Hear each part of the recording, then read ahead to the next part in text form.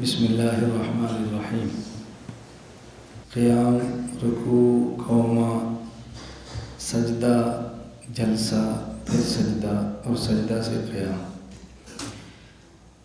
دوسرے سجدہ سے قیام کا طریقہ یہ ہے کہ سجدہ سے اٹھتے وقت پہلے پیشانی زمین سے اٹھائیں، پھر ناک، پھر ہاتھ، پھر گھٹنے۔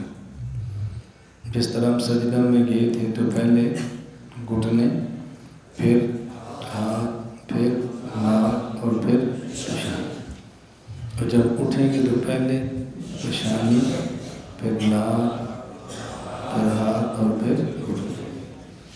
اس کے بعد سیدھا کھڑا۔ یہ نہیں کرنا کہ سجدے کے بعد بیٹھیں اور پھر کھڑے ہوں۔ سجدے کے بعد تھوڑی دیر بیٹھنا اور پھر کھڑا ہونا، اسے کہتے ہیں جلسہ استراحت۔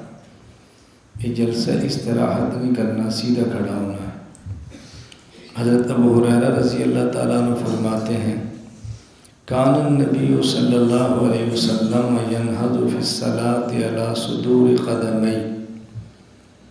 یہ روایت سنن ترمذی ابواب الصلاۃ میں موجود ہے کہ رسول اکرم صلی اللہ علیہ وسلم جب سجدہ سے قیام کے لیے کھڑے ہوتے تو اپنے دونوں پاؤں کے پنجوں پر کھڑے ہوتے۔ آدمی سجدہ سے کھڑا ہو تو پنجے ہوتے، پنجے پر سیدھا کھڑا ہو جاتا۔ ایسا نہیں تھا کہ پہلے بیٹھ جاتے اور پھر کھڑے ہوتے۔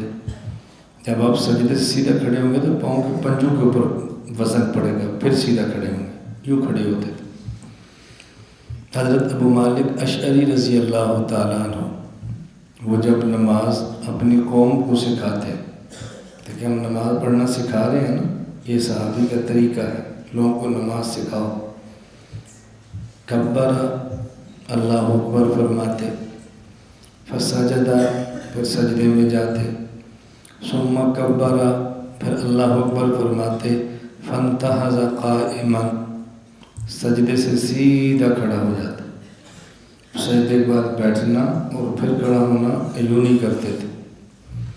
ایک روایت میں عبد الرحمن بن یزید کہتے ہیں، رمقت عبد اللہ بن مسعود رضی اللہ عنہ فی الصلاۃ، میں نے حضرت عبداللہ بن مسعود کو بڑی توجہ غور سے دیکھا نماز میں، فرأیتہ ینہض، میں نے دیکھا وہ سجدے سے یوں کھڑے ہوتے سیدھا، ولا یجلس، بیٹھتے نہیں تھے، یعنی ینہض علی صدور قدمیہ فی الرکعۃ الاولی والثانیہ، پہلی رکعت سے سیدھا کھڑے ہوتے اپنے پنجوں کے اوپر۔ یہ نہیں ہوتا تھا کہ وہ بیٹھ جائیں پھر کھڑے ہوں، ایسا نہیں کرتے تھے۔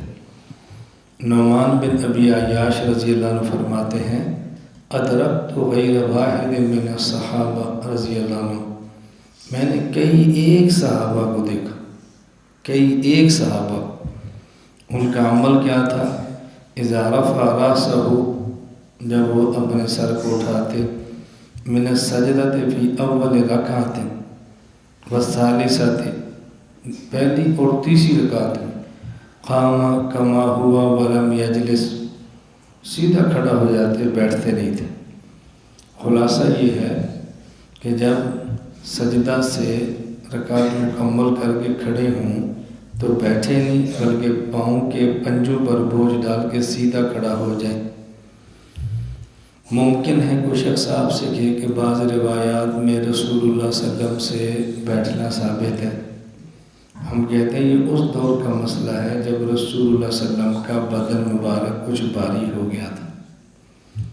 جس طرح آپ تہجد پڑھتے، وتر پڑھتے اور بعد میں 2 رکعت پڑھتے، تو عائشہ فرماتی ہیں صلی رکعتین وہو جالس، آپ بیٹھ کے پڑھ لیتے۔ اس کی وجہ خود پیچھے بیان فرماتی ہیں کہ رسول اللہ صلی اللہ علیہ وسلم جب نماز کے لیے کھڑے ہوتے، نماز کا ارادہ فرماتے، نماز تہجد پڑھنا چاہتے، فَيَأْمُرُ بِطَهُورِهِ وَسِوَاكِهِ، وضو کا پانی اور مسواک منگواتے۔ فَلَمَّا بَدَّنَ، جب رسول صلی اللہ علیہ وسلم کا بدن تھوڑا بھاری ہو گیا، اس کا مطلب کہ بعد میں آپ کا بدن مبارک تھوڑا بھاری ہو گیا تھا، تو عذر کی وجہ سے ہم بھی کہتے ہیں جائز ہے، کسی کا عذر ہو سجدے کے بعد بیٹھ جائے، پھر کھڑا ہو، جلدی کھڑا ہو۔ اگر سانس پھولا ہے، بدن وزنی ہے، عذر ہے، تھوڑی دیر زیادہ بیٹھنا پڑے پھر بھی بیٹھ سکتے۔ عذر کا معاملہ الگ ہے۔ جس طرح رسول اکرم صلی اللہ علیہ وسلم نے کھڑے ہو کر بول فرمایا ہے، اتا سبات قوم فبال قائما، سے بخاری کی روایت ہے۔ اب اس کا معنی یہ تو نہیں کھڑے ہو کر بول کرنا سنت ہے، وہ آپ کا عذر تھا۔ عذر پھر کئی ہو سکتے ہیں، محدثین نے کئی عذر بیان فرمائے، فی الحال میں نے صرف اس پہ مثال دی ہے کہ عذر کی وجہ سے حکم بدل جاتا ہے۔